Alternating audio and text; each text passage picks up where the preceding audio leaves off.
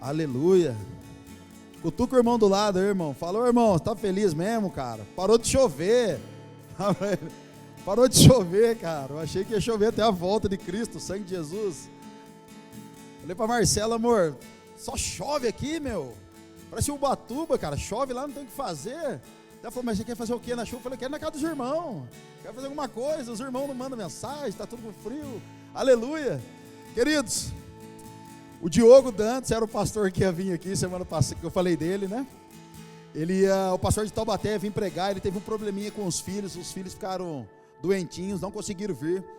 Mas eu acredito que nada sai do controle da mão de Jesus, nada sai da sua soberania. E a gente tinha programado do Bruno Maidana ministrar aqui hoje. Eu falei, Brunão, você estica mais uma semana, porque o Diogo vai estar aí, cara. Ele falou, beleza, meu, agora eu posso voltar a dormir, porque ele falou que estava sem dormir para pregar. Eu falei, cara, agora você vai ter que perder o sono, porque o Diogo não vai vir, você vai ter que pregar agora, cara. Estou com muita alegria no meu coração, gente. Queria chamar o Brunão aqui, Maidana. Faça favor, aplaude Jesus pela vida dele.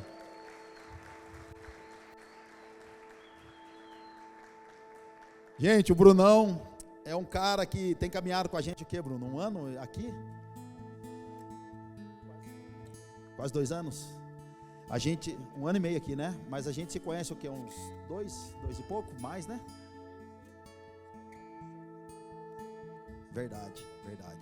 Gente, o Brunão tem caminhado com a gente há um tempinho já. Ele, a esposa dele, a Michele e as crianças. Tem 2 piazão, brabo.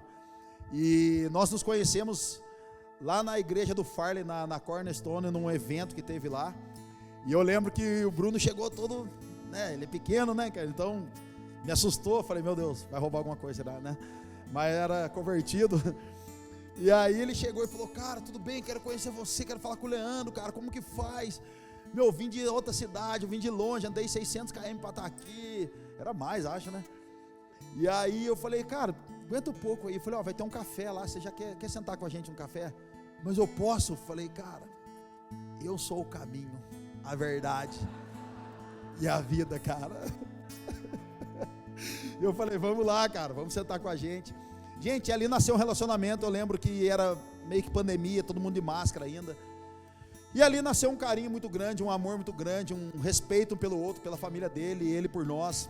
E pouco depois eles vieram de mudança para cá. Eles moravam em Cruzeiro do Oeste. Inclusive temos um GC lá, onde o Cleito lidera esse GC. E o Cleito é meio que filho espiritual do Brunão. O Brunão gerou esse jovem e está lá com uma galerinha tendo um GC, crescendo aos pouquinhos. E a gente é muito feliz por isso. Então eles vieram para cá, começaram a andar com a gente, congregar com a gente aqui. Desde então estão num processo muito árduo com Jesus.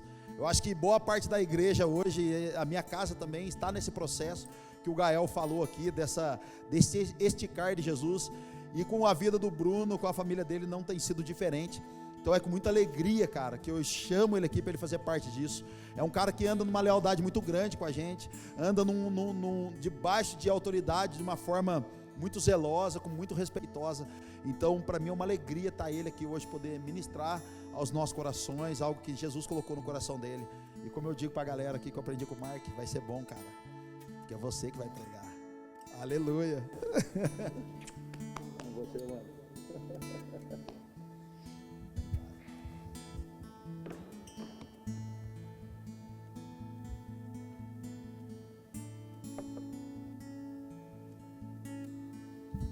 Boa noite, Poema. Vocês estão felizes? Glória a Deus, eu estou feliz, estou nervoso, mas eu estou feliz. Estou igual o Gael, eu estou nervoso, mas estou feliz também. Glória a Deus, cara, eu estou muito feliz.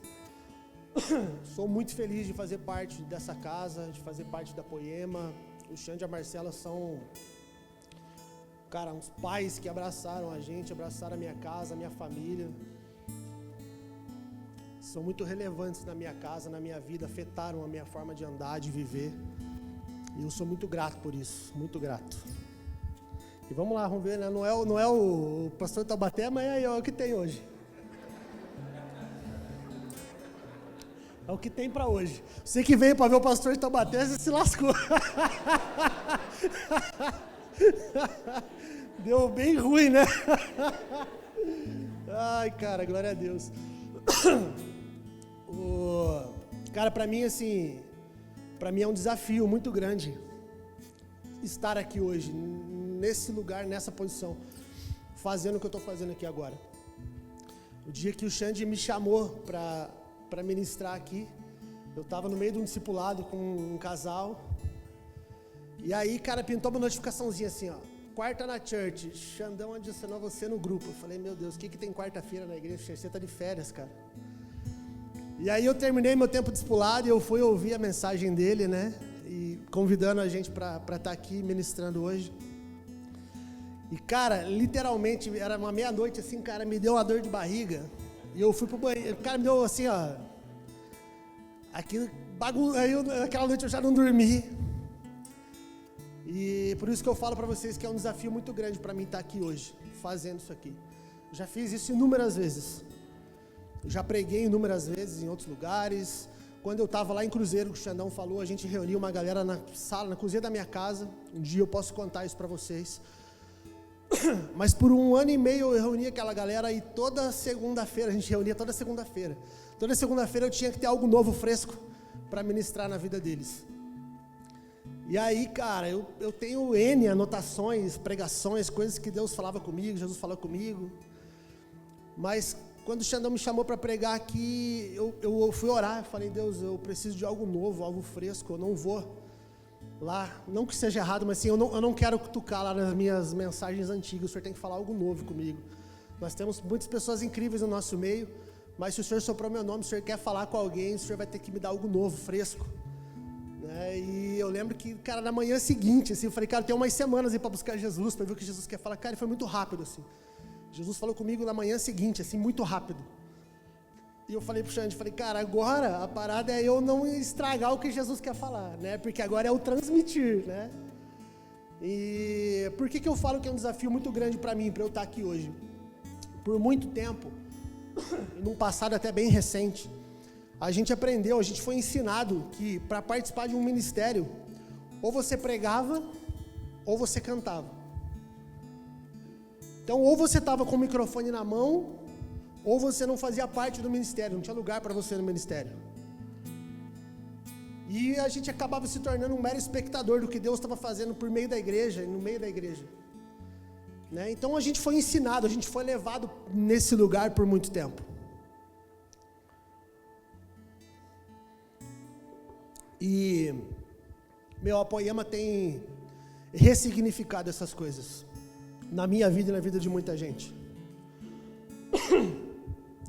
Então eu falei, por que eu fiquei tão nervoso? Por que, cara, sinceramente eu não esperava esse convite para estar aqui. E eu entrei em um lugar, irmão, como eu te falei, a gente aprendeu por muito tempo que, cara, o ministério, ou você estava com o microfone na mão, ou você estava cantando, senão você não fazia parte daquilo ali. E nos últimos meses eu me encontrei tanto num lugar de servir as pessoas na mesa. Eu me encontrei tanto, a gente lidera um GC no Pinheirinho.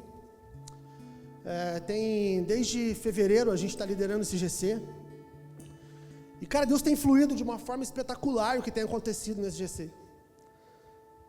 E a gente se encontrou tanto, eu e a minha esposa, a minha casa, nós nos encontramos nesse lugar de servir as pessoas na mesa, de pastoreá-las, de cuidar delas ali.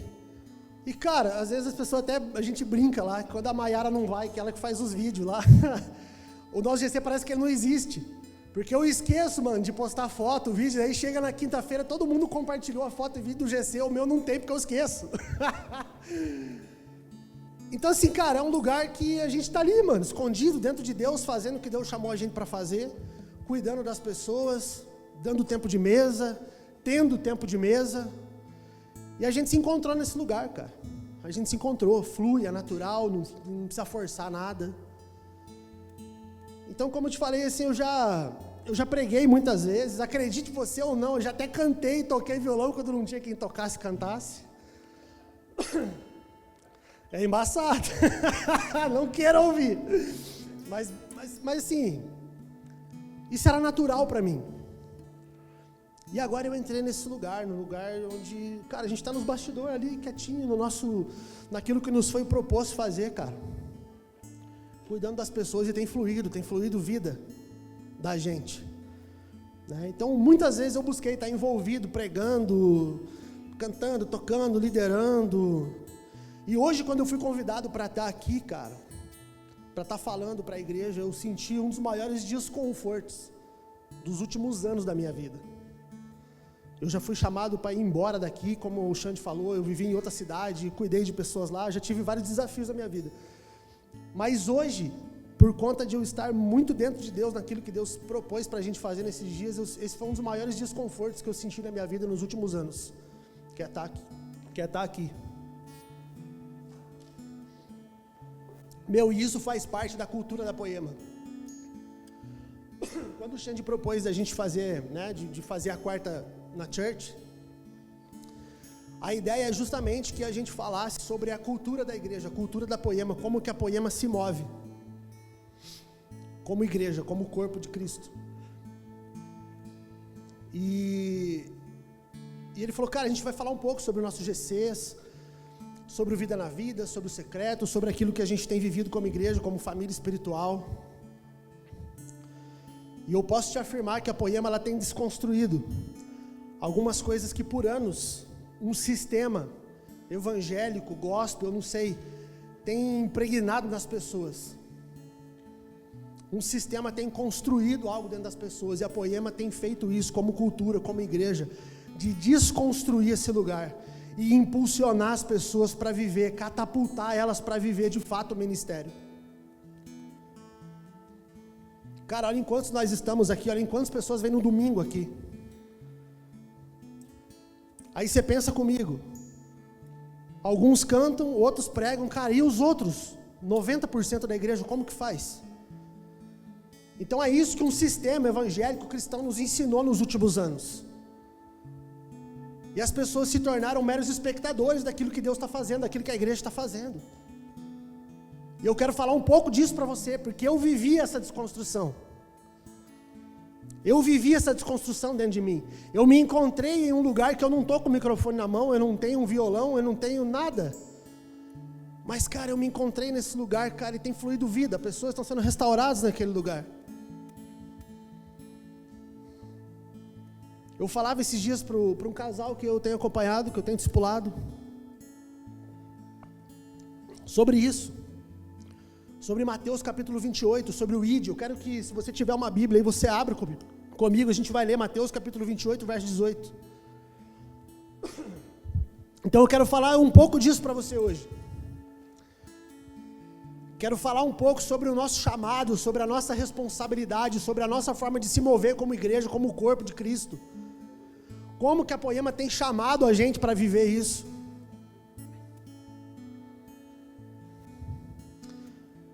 Acho que é algo que pega muito na nossa geração. Quando eu me converti, há um tempo atrás, a gente não tinha tanto acesso à informação. Cara, hoje você abre o YouTube, o Instagram, tem um monte de gente pregando, falando. Isso é uma bênção. Mas também pode ser algo ruim. Porque o excesso de informação, cara, e aí muita gente não tem filtro. E a gente acaba escutando um monte de gente, cara, que fala aquilo que quer, do jeito que quer, uma terra sem lei. E eu acho muito precioso aquilo que a gente tem vivido nesses dias, cara. E a impressão que eu tenho é que a gente vai na contramão do negócio, contramão do sistema. Como o Xande falou, quando eu conheci a Poema, eu estava morando em outro lugar, em outra cidade, e eu vou contar um pouco disso hoje. E cara, eu estava sozinho, mano. Eu estava sem pastor, sem igreja. Eu fui levado nesse lugar e eu comecei a queimar no meu quarto, eu comecei a ver algumas coisas, a ler a Bíblia, orar e buscar Deus, o que o Senhor quer de mim aqui. E cara, começou a vir umas coisas para fora. E aí eu olhava para o lado assim, eu falava, meu Deus, cara, eu olhava os caras indo para o outro lado. E eu falava, meu Deus, será que eu estou ficando louco, cara? Estou ficando aqueles doentes que começam a ler a Bíblia, começam a enxergar um monte de coisa que ninguém está vendo.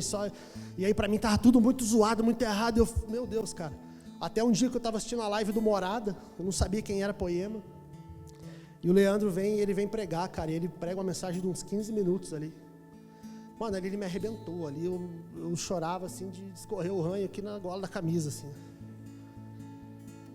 E cara, foi uma identificação, eu falei, tem mais gente, os caras já têm uma história, já têm frutos, e os caras, era tudo aquilo que eu estava vivendo dentro do meu quarto, do meu secreto, eu falei, meu Deus, tem uns caras que já estão vivendo isso aqui. Abra comigo em Mateus capítulo 28, verso 18.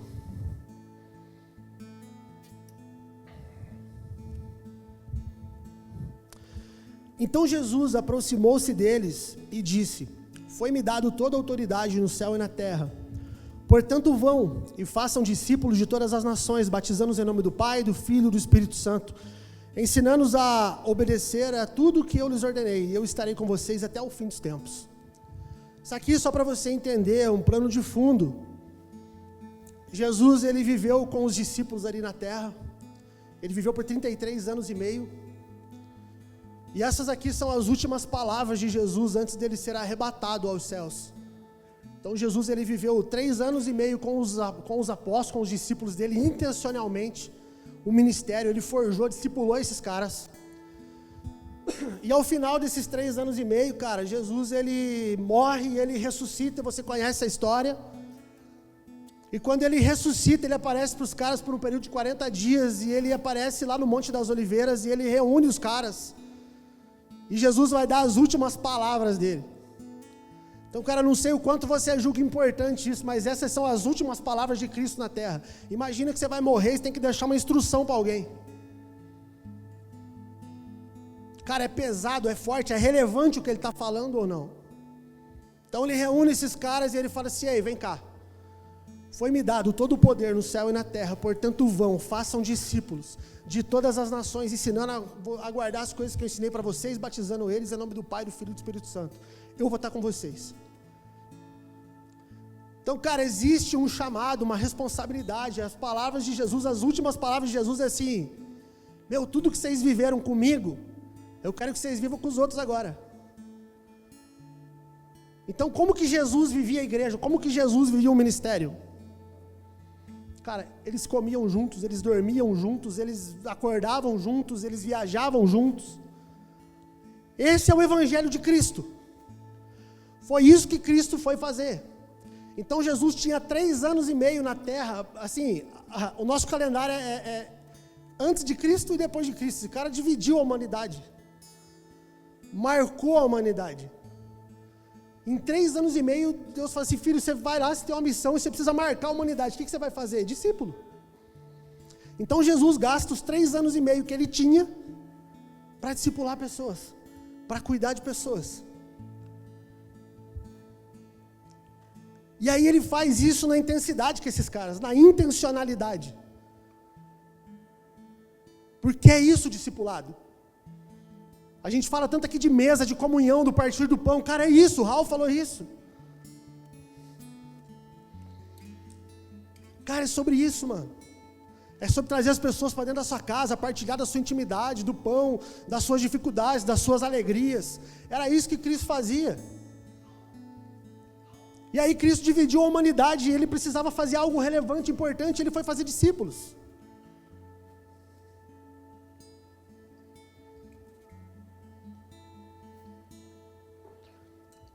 Então, cara, Jesus não tinha o microfone na mão, ele não tinha um violão na mão. E eu não estou falando que isso não é ministério, pelo amor de Deus.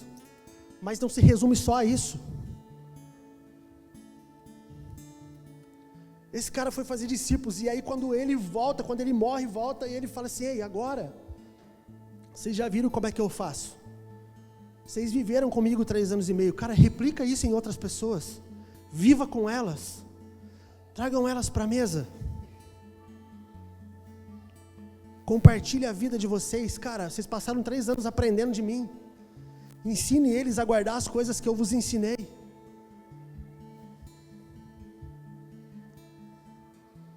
Então, assim, se não é só pregar ou cantar, que é viver, como que vive o ministério?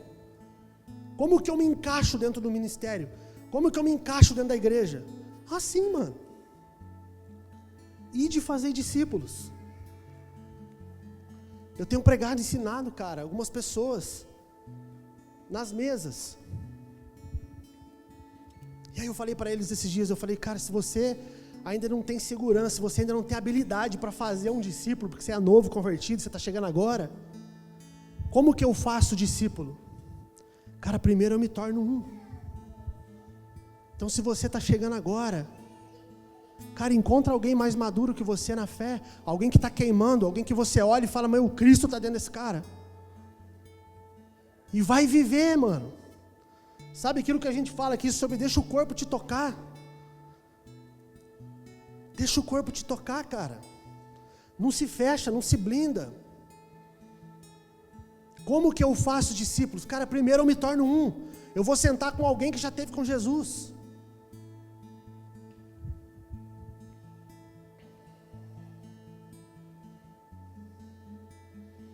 Se você tem uma Bíblia aí, abre aí no teu app, sei lá, Efésios capítulo 2, verso 10.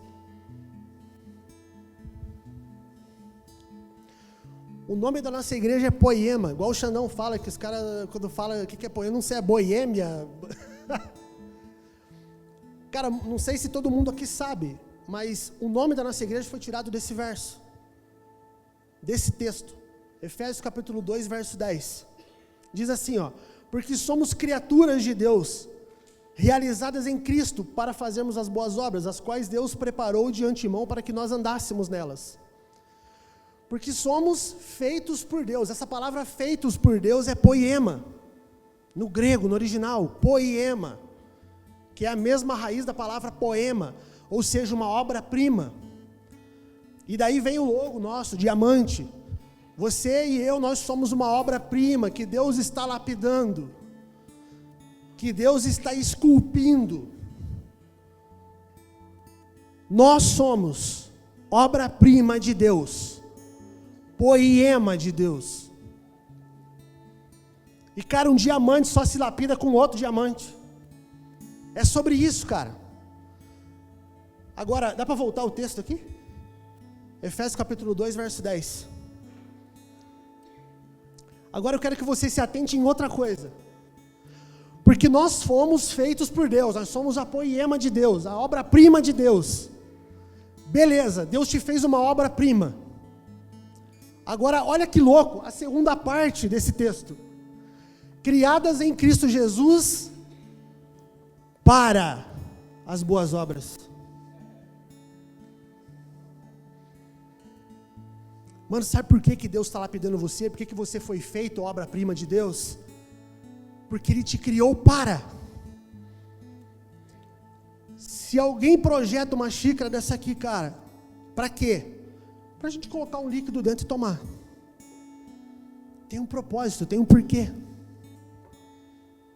Cara, tem duas frases que eu escuto muito lá em casa, muito. Tenho dois meninos, o Davi e o Ben, de 7 e de 9 anos. E aí tem duas coisas que eu escuto todo dia, Benza. Pai, foi de propósito. Pai, não foi, foi sem querer. Pai, foi de propósito sim. E cara, sabe o que estão querendo dizer? Quando alguém fala assim, ó, foi sem querer, tipo assim, aconteceu, saiu ali, mas tipo, não tive a intenção de fazer. Agora, quando um deles vira para mim e fala assim, ei, pai, foi de propósito. Tipo assim, ele fez essa parada aqui, e ele fez de caso pensado, ele estava pensando quando fez. Não foi sem querer. E cara, deixa eu te dizer uma parada. Você é uma obra-prima de Cristo. Você é uma obra-prima de Deus. Criados para as boas obras. Não foi sem querer. Meu, você foi criado para. Existe uma mente pensante quando colocou você no mundo e falou assim, ei, peraí.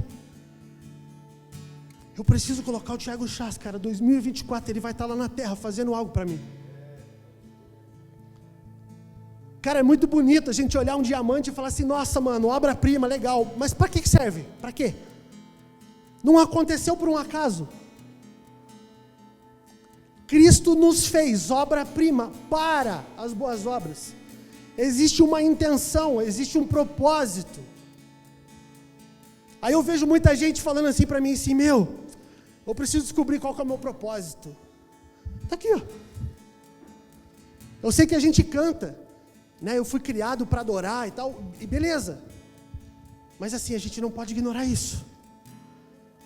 Você é obra-prima e foi criado para as boas obras.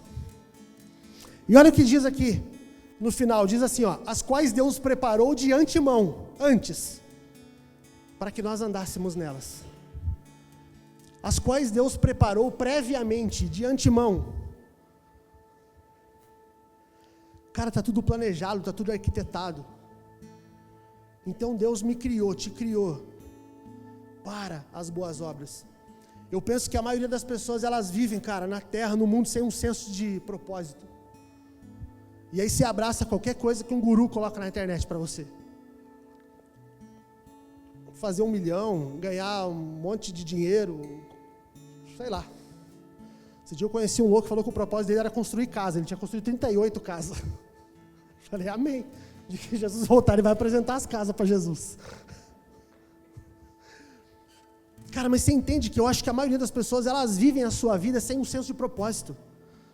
Algumas pessoas, elas acordam de manhã, e aí elas vão para o trabalho, e aí elas chegam cansadas em casa, tomam um banho, descansam, no outro dia trabalham de novo, aí boleto para pagar, e aí você entra naquele automático. Cara, você nunca parou para pensar por que você está nessa terra? Por que você veio parar aqui?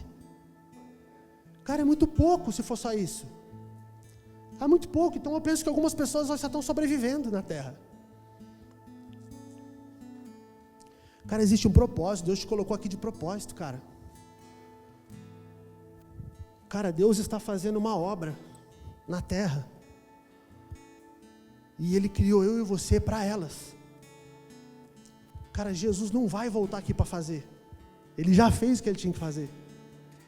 Agora é eu e você. Então, cara, nem todo mundo foi chamado para pregar ou para cantar. Mas todo mundo, escreve isso, todo mundo foi chamado para fazer discípulos. O ID é para todos. Por que eu estou falando isso para você? Não tem a ver com resultado, não tem a ver com número. Nós precisamos apresentar um relatório para o Xandão aqui. Quantas pessoas nós ganhamos para Jesus? Quantas pessoas foram na minha cela? Não tem, cara. Não tem relatório, irmão. Mas a Bíblia diz que um dia nós vamos estar diante dele, cara. A Bíblia diz que um dia nós vamos estar diante dele. E cada um vai ser julgado segundo as suas obras. Então, cara, nem todo mundo foi chamado para pregar ou para cantar. Mas todo mundo foi chamado para fazer discípulo. O Duar falou disso semana passada. O crente tiririca. Cara, foi muito bom aquele corte. Pior do que tá, não fica. Então o cara já parou de beber. Ele fala, eu já conheci um cara assim. Eu já parei de fumar, eu já parei de beber, eu já parei de usar droga. Então assim, pior que tá, ele não vai ficar. Ele já deu uma melhoradinha. Mas o cara não se envolve, mano, não faz nada. Há 15 anos atrás, eu tava nas ruas de Curitiba muito louco, cara. Louco de droga, louco de bebida. Louco. Aí Jesus entrou num carro numa madrugada, mano. Acredita, eu me converti num carro drogado de madrugada, não foi dentro da igreja.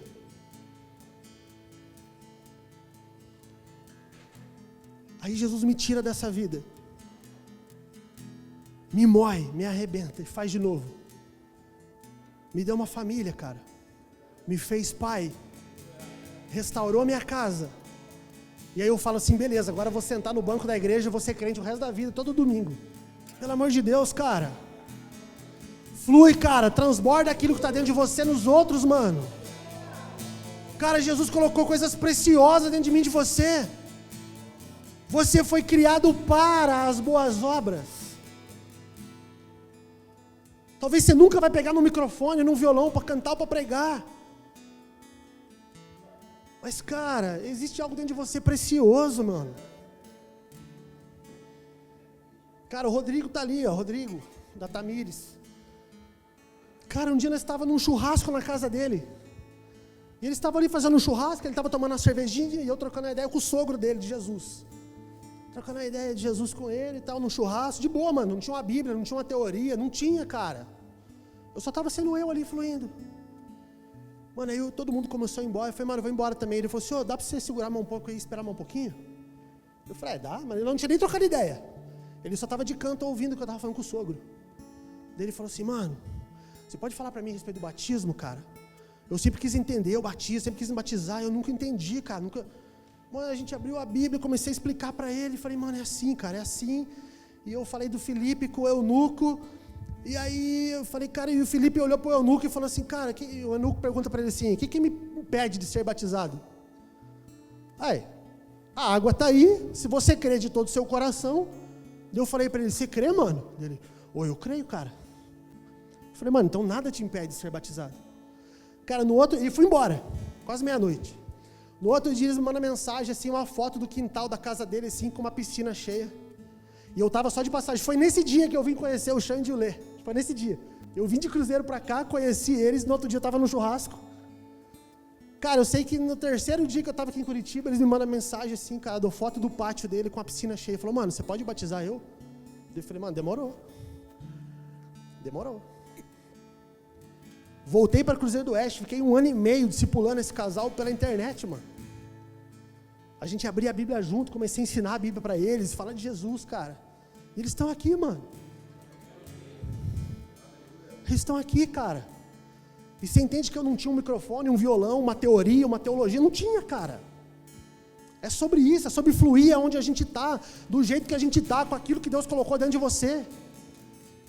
Sabe, às vezes você acha assim, cara, eu tenho que virar um missionário e eu vou viver full time na igreja, vou ser um pastor.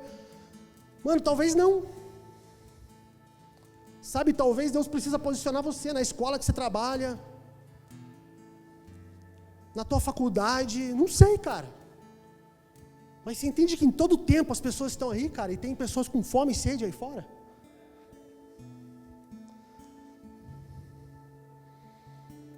Todas as vezes que eu olho para a Bíblia, eu não enxergo outra coisa a não ser Jesus nos chamando para viver o que Ele chamou a gente para fazer, discípulos. As últimas palavras dele nessa terra é, mano, vai, cara, vamos viver isso aqui. Eu fiz por vocês, agora eu quero ver vocês fazendo pelos outros.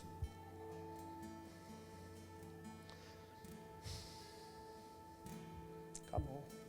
Abre aí Lucas capítulo 10, verso 30. Perdi um só na toa, cara. Eu escrevi um monte de coisa aqui. Lucas capítulo 10, verso de número 30. Essa passagem é muito conhecida, fala da parábola do bom samaritano. Em resposta, Jesus disse: um homem descia de Jerusalém para Jericó quando caiu na mão dos assaltantes. Estes lhe tiraram as roupas, espancaram-no e deixando-o quase morto. Verso 31. Coincidentemente, um sacerdote descia por aquela entrada e, tendo visto o homem, passou pelo outro lado. Tipo assim, mano, fica aí.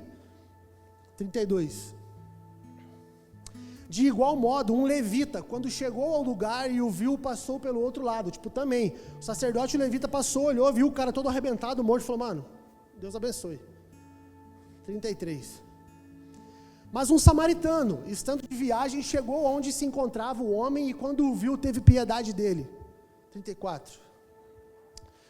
Ele se aproximou e lhe enfaixou as feridas, depois de derramar vinho e óleo nelas, então colocou sobre o seu próprio animal, levou para uma hospedagem e cuidou dele.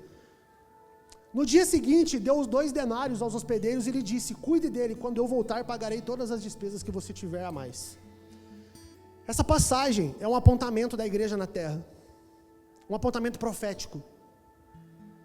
Esse homem que está caído representa o ser humano, a humanidade. Esse cara estava indo, geralmente o caminho comum de um cara, de um judeu, era ir de Samaria para Jerusalém, não o contrário. Esse cara estava num declínio, saiu de um lugar de bênção para um lugar paia. Isso aqui representa o homem quando cai no jardim. E aí a Bíblia diz que no caminho ele foi espancado pelos assaltantes, deixado meio morto. E aí de repente passa um levita, passa um sacerdote. Esses caras representavam a lei naquela época. Então a gente olha para esse texto e fala assim, cara, nossa, eles eram os religiosos. Por que eles não cuidaram desse cara? Porque, cara, eles representam a lei e a lei não pode fazer nada pelo ser humano caído. Nada, a lei, sabe os mandamentos, assim, ó, não mate. Aí a gente pensa assim, se eu não matar, se eu não roubar, então eu vou ser salvo. Mano, esquece, você não pode cumprir a lei. Paulo disse assim, os mandamentos eles não salvam, eles condenam. Então esses caras, eles tipificavam a lei. Então não é que eles não quiseram, não podia fazer nada por esse cara. Mas de repente passa o bom samaritano, que ele representa Jesus e a graça. E a Bíblia diz que Jesus, o bom samaritano, representando Jesus e a graça, coloca esse cara meio morto, todo arrebentado em cima do seu animal. Deite azeite, vinho, enfaixa esse cara e leva para uma hospedagem. E lá na hospedagem, essa hospedagem representa a igreja, profeticamente, amém? E aí Jesus entrega esse cara na hospedagem. E fala assim, ó, continue cuidando dele. Eu comecei uma boa obra na vida desse camarada. Eu comecei uma boa obra na vida da humanidade, amém? Aí ele leva para a hospedagem e fala assim, ó, agora eu estou indo. Mas um dia eu vou voltar. Quando eu voltar, a gente acerta as contas. Eu vou te dar um recurso aqui, para você cuidar dele. E Jesus vai embora. E aí fica a responsabilidade de quem? Dos hospedeiros. De cuidar desse cara que estava meio morto. Cara, os hospedeiros somos eu e você. Você concorda comigo que Cristo começou algo?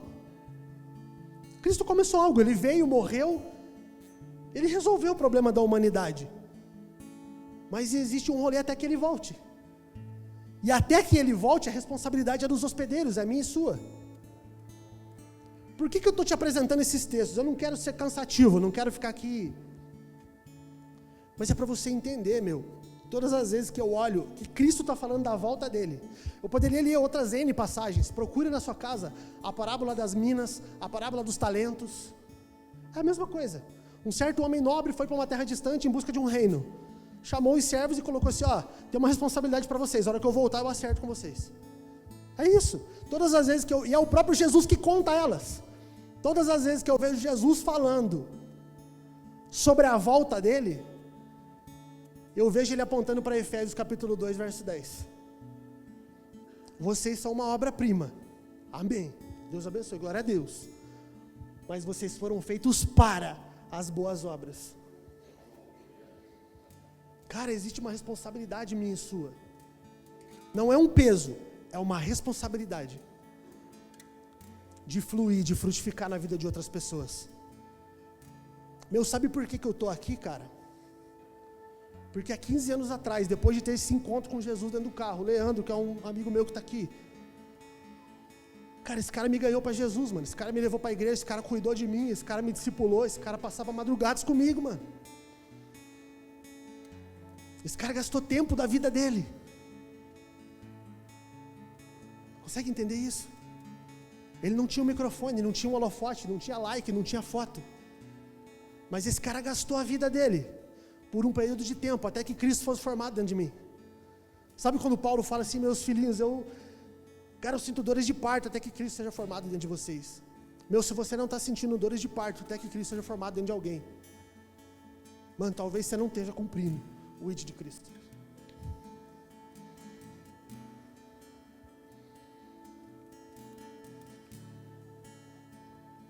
E como que isso aconteceu na minha vida? Quando eu fui inserido no corpo, inserido na família espiritual.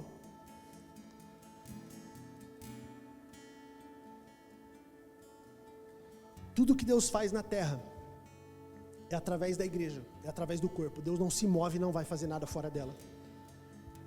Isso é princípio, Deus estabeleceu isso. Eu poderia aqui também te apresentar outros 500 textos a respeito disso. Mas tudo que Deus faz na terra, faz através da igreja, através do corpo dele. Foi um princípio que ele deixou e estabeleceu. Colossenses capítulo 1, verso 16, diz assim, ó. Ele é a cabeça da igreja, ele que é em Cristo, é a cabeça da igreja. Ele é o princípio, o primogênito dentre os mortos, para todas as coisas ter a primazia. Para em todas as coisas ter a primazia. Então, ele, Cristo, é o cabeça da igreja.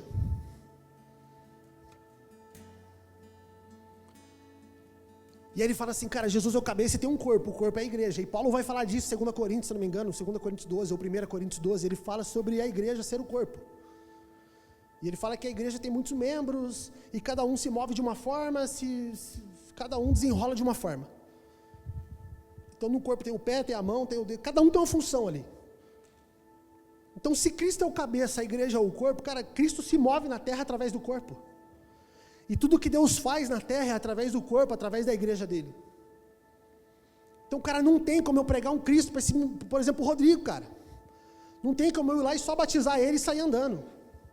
E falar, não, mano, a igreja está tudo zoada, é tudo errado mesmo, cara, segue sua vida aí. Mano, eu estou pregando um Cristo decapitado. Você manja que eu estou falando de Jesus para ele, do cabeça que é Cristo, mas ele não tem a cabeça, cadê a cabeça? Você já viu aí alguma cabeça andando sozinha? Não tem como. Então, cara, tudo que Deus vai fazer na terra é através do corpo. Cristo continua se movendo, mas é através do corpo. Sabe quando ele fala na parábola dos talentos, na parábola das minas, na parábola do bom samaritano que a gente acabou de ler? Cara, continue cuidando dele, porque um dia eu vou voltar. E a gente vai acertar as contas aí.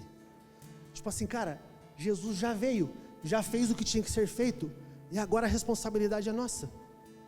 Então você pode olhar para alguém que está do seu lado e falar assim, irmão, agora é nós. Irmão, é nós. É nós.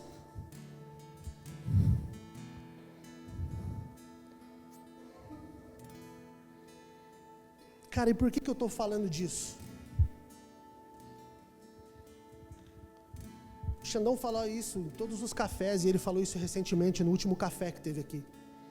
A Poema nasceu para pessoas que não queriam ir para a igreja.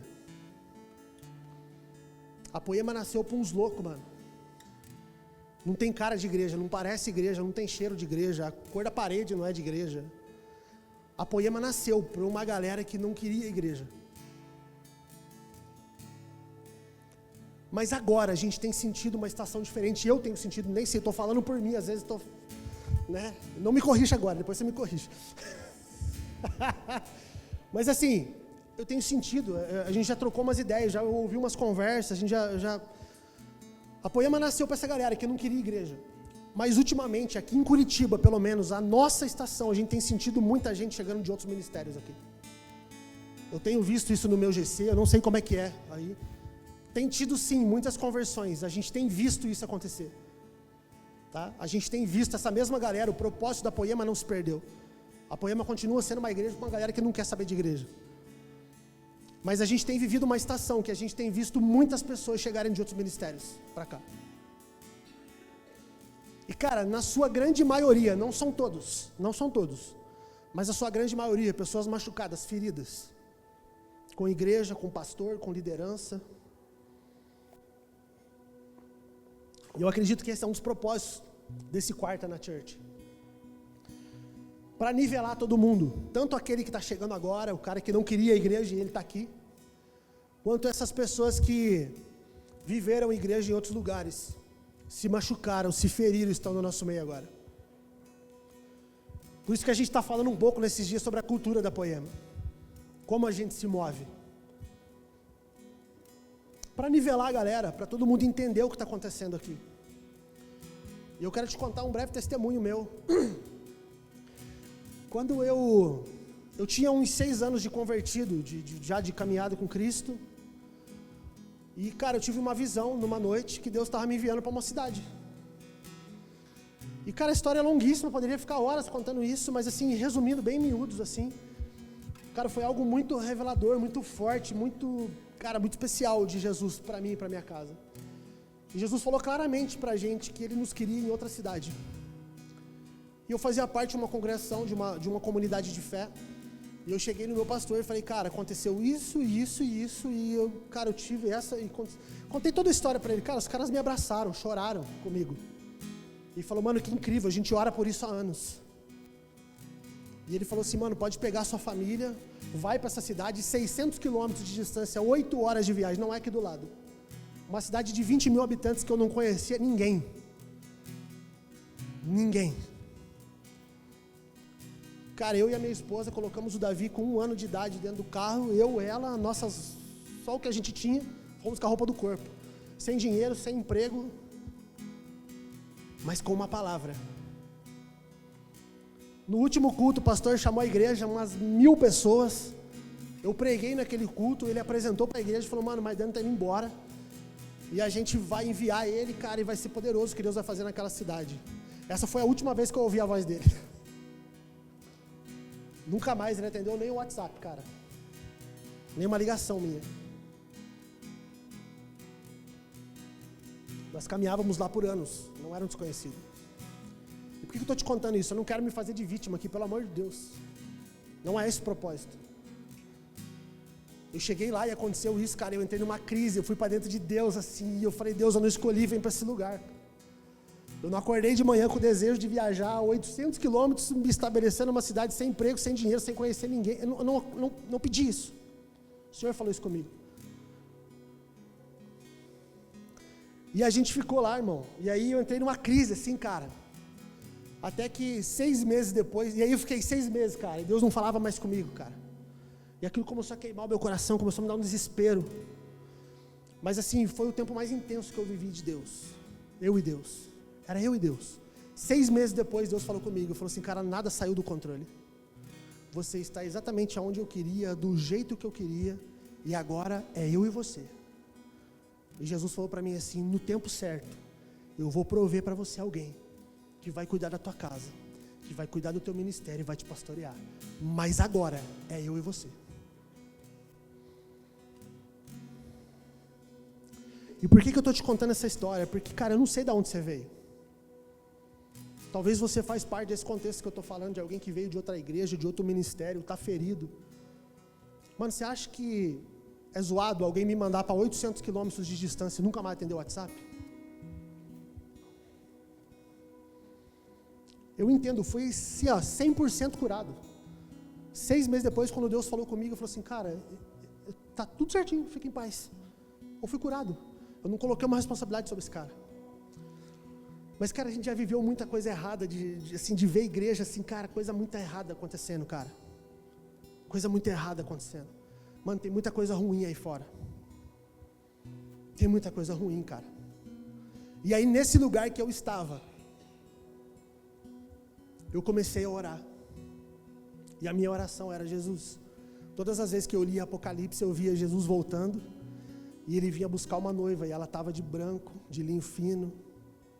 E eu falava, Jesus, se o Senhor vem buscar uma noiva, e ela está de linho branco, ela existe. E aí eu começava a olhar para o lado, mano, e aí nego, cara, zoando a igreja aqui, zoando ali. Eu falava, meu Deus, cara, mas não é isso aqui que eu estou lendo. E eu acredito que Jesus não vai colocar uma noiva toda arrebentada dentro do SAMU e falar assim, mano, vamos embora. Cara, ele vem buscar uma noiva, ela está vestida de linho, de branco. Fala de santidade, de alguém de verdade. Vamos lá. E aí minha oração era assim, Deus, o Senhor prometeu que o Senhor ia prover alguém para cuidar da minha casa, da minha vida, da minha família. E o Senhor vem buscar uma igreja de branco, onde que ela está? Aí eu me sentia igual Elias. Eu falava assim, Deus, estou sozinho, morreu todo mundo se perverteu, todo mundo se vendeu, cadê os de verdade? E aí eu orava assim, Deus, por favor, a minha esposa está aqui, minha testemunha, a gente orava e chorava por isso. Eu falava, Deus, por favor, aonde estão os 7.000 que não se dobraram? Me apresenta, eu quero viver com eles, eu quero viver igreja. Mano, eu quero fazer parte de uma família espiritual, eu quero me mover, eu quero... Cara, meu coração gritava, queimava por isso, meu.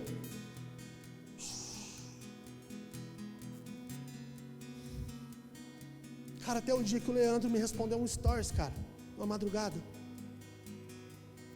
Eu comecei a derramar, abrir meu coração para ele. Falei, cara, eu tô precisando de ajuda, mano. Cara, e o Leandro já era o Leandro, mano, a Poema já era a Poema, velho.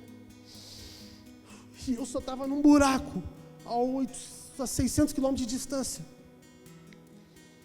E o Leandro falou, mano, vai para Curitiba, eu vou estar lá, tal dia.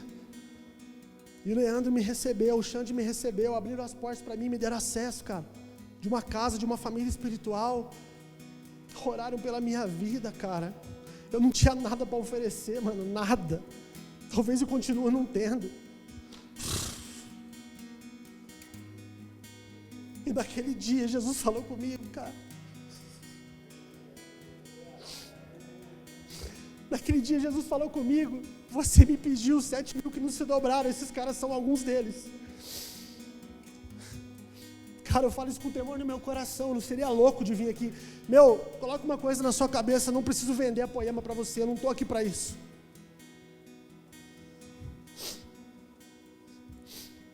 Cara, eu não preciso vender a Poema para você. Eu não preciso, cara.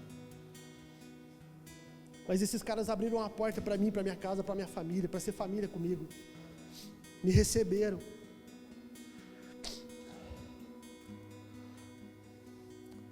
A gente precisa valorizar o que a gente está vivendo como igreja aqui nesses dias, cara.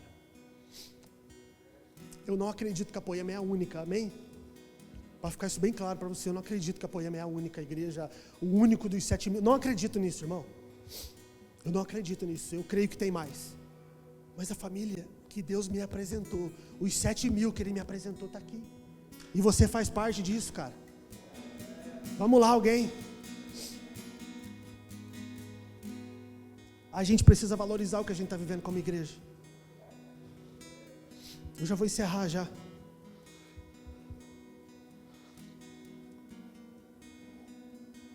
Por que eu estou te contando essa minha história? O dia que eu fui orar e o Xandão falou para mim, cara, você vai pregar. Eu fui orar. E eu pensei, tem aí uns 15 dias aí, eu preciso buscar de Jesus, cara. O que Jesus quer falar comigo? E aí quem já pregou sabe como é que é, mano. Você fica naquela aflição até o dia que Deus te dá. Fala assim, mano, é isso aqui que você vai falar hoje. E cara, foi muito rápido, foi no dia seguinte. No dia seguinte, Deus falou comigo. Em questão de 50 segundos, eu abri o bloco de notas e comecei a escrever. Jesus começou a derramar dentro de mim assim, ó. Em 50 segundos eu escrevi tudo assim que estava dentro do meu coração, que Jesus estava queimando dentro de mim. E Jesus falou, cara, tem gente que está nessa situação, nesse lugar. Tem pessoas novas chegando, tem pessoas que o coração está queimando também, cara. Que está na mesma situação que você esteve há anos atrás. Ferido, machucado, largado, bagunçado. Pela bagunça que as pessoas fazem aí fora, chamam de igreja. Um texto saltou dentro de mim, cara. Eu não vou ler ele agora, talvez você conheça a história dos discípulos no caminho de Emaús.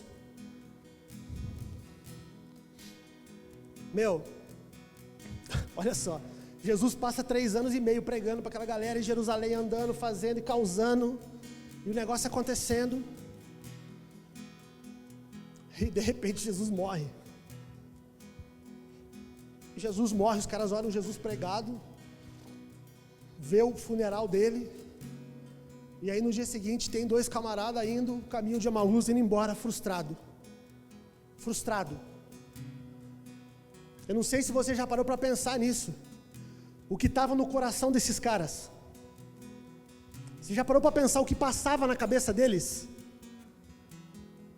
Cara, a Bíblia fala que Pedro voltou a pescar, mano. Mano, aquele cara largou tudo para seguir Jesus. Tudo. All in. E a Bíblia fala que 2 discípulos estão indo no caminho de Emaús frustrados.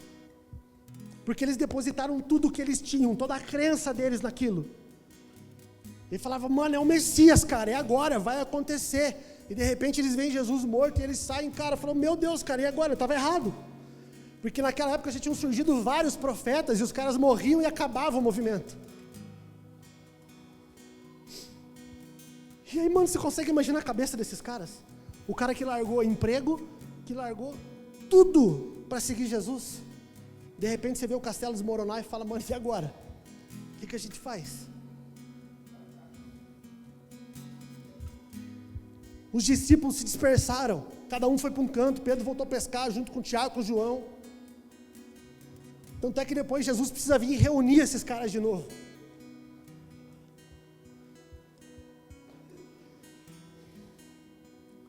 Cara, eu creio que alguns de nós estão assim nesses dias aqui, cara.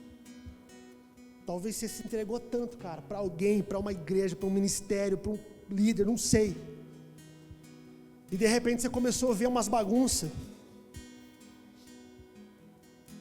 E aí tudo aquilo que você cria, que queimava no seu coração, vai por água abaixo. Você fala, mano, e agora?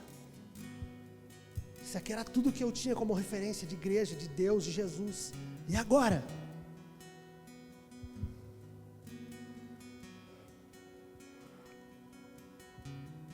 Cara, aqui o que eu preciso te dizer é, não importa o que você viveu, se permita viver os processos.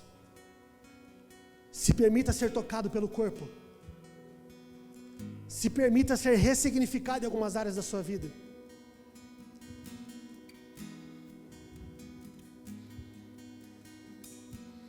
E o fato é que a gente passa por alguns lugares e nós vamos gerando uma espécie de casca. Tem o casca de bala, mas tem o casca de ferida. Ele vai se ferindo tanto e ele fica cheio de ferida. E por conta de algumas feridas, algumas experiências negativas que a gente teve no meio do caminho, nós nos blindamos como um mecanismo de defesa. E a gente não se permite mais ser tocado. Eu falo para você que a gente tem vivido algo incrível como GC naquele lugar do Pinheirinho. A gente tem vivido algo incrível como, assim, cara, a gente tem visto pessoas chegando, cara, pessoas se derramando, pessoas, cara, queimando de novo. Cara, só porque a gente se posicionou naquele lugar, mano. Lembra que eu falei que a gente tem um propósito? A gente tem um propósito, você tem um propósito, você pode estar aqui hoje todo ferido, todo machucado, desapontado, mas o propósito continua sobre a tua vida. Cara, as 30 pessoas quase que se reúnem na minha casa lá, cara. Como que seria se eu chegasse aqui, meu Deus, cara, tudo errado, igreja é uma droga, eu não quero mais fazer parte de igreja, tchau. Mano, você tem um chamado, você é uma obra-prima, você foi criado para as boas obras. Não deixe, cara, tem um processo de lapidação. Cara, às vezes as coisas ruins que você viveu aí, tá te empacando, te parando, sabe? Você deixou de viver aquilo que você precisava viver, cara, em Deus. E os caras continuam a jornada deles e você vai parar, meu. Você vai pegar o caminho de Emaús e ir embora, frustrado. Cara, ainda existem 7.000 que não se dobraram. Ainda existe um propósito. Jesus está voltando e Ele vai olhar para mim e para você e vai falar assim, mostra-me as tuas mãos, cara. O que você fez com o que eu coloquei em você?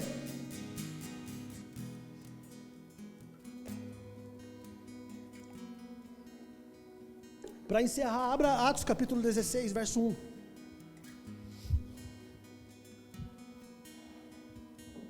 Atos capítulo 16, verso 1.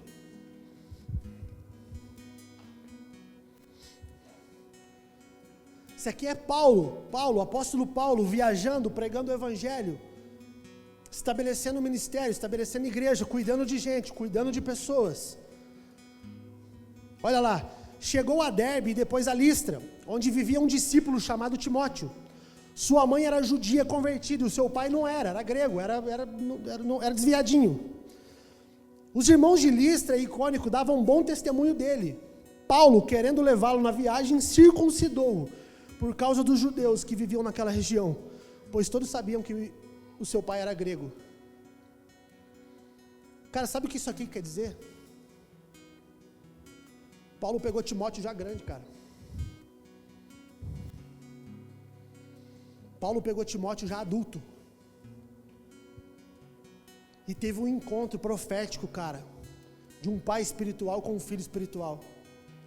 Mas sabe o que precisou acontecer para que Timóteo fosse inserido, cara, no corpo, para que Timóteo começasse a fluir no ministério?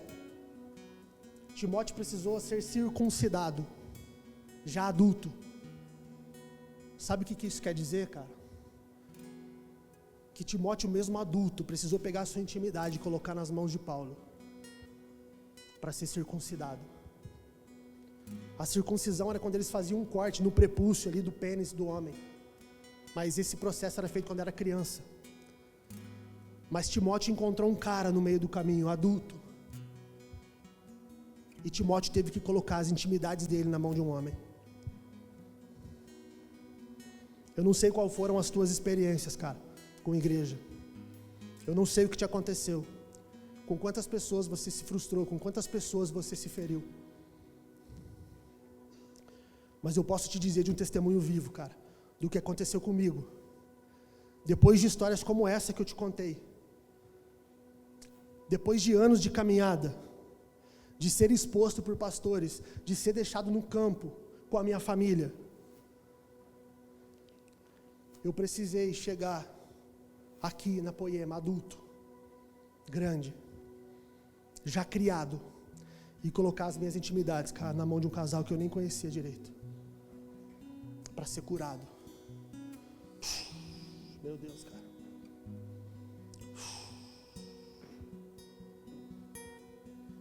Cara, eu não sei quais foram as tuas experiências, meu. Talvez você precisa hoje, cara, decidir quebrar os bloqueios de dentro de você. Colocar a sua intimidade na mão de pessoas, cara, sem medo. Ninguém vai te castrar aqui. É só circuncidar mesmo. Ninguém quer te castrar, cara. Nós fomos alinhados, cara. Eu e a minha casa, a minha família, a minha esposa veio. Eu falei pra você, 6 meses depois eu estava curado do que aconteceu na outra igreja. Minha esposa não. Sabe quando que ela foi curada? Aqui. Na Poema. Na casa do Xande. Numa mesa. Onde a gente adulto, criado, precisou colocar nossa intimidade na mão de um casal. Você tem coragem, irmão?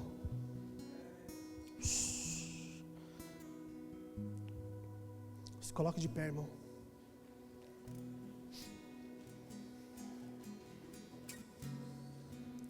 Existe vida hoje saindo desse lugar, meu. Nós temos visto e ouvido e vivido vários desses testemunhos dentro do nosso GC, dos nossos GCs. Famílias sendo tocadas, casamentos sendo restaurados. Pessoas que se permitiram sentar na mesa e colocar intimidade nas nossas mãos, cara. O Leandro fala muito isso, cara. Deus não restaura casamentos. Deus restaura pessoas e pessoas restauram casamentos. Você pode dizer um amém, cara? Meu, nós estamos vivendo dias incríveis aqui como igreja, cara. É palpável nesses dias. É palpável nesses dias, cara. Mas tudo depende de uma resposta nossa. Ou a gente se lança, se entrega para o que está acontecendo e a gente tira as nossas máscaras, as nossas blindagens, a nossa armadura. Ou a gente vai viver contando a história dos outros. O que Deus está fazendo na vida dos outros. E a gente vai continuar sangrando por aí.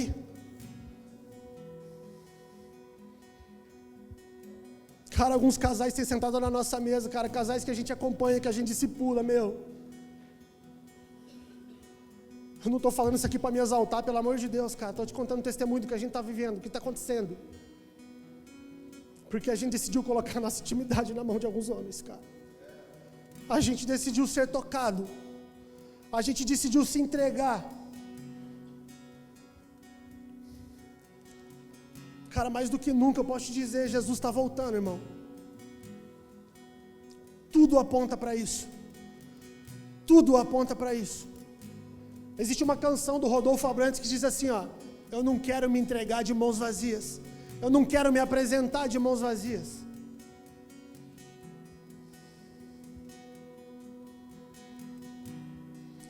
Esse lugar é um lugar que tem vinho, que tem pão, que tem azeite para deitar nas suas feridas, irmão.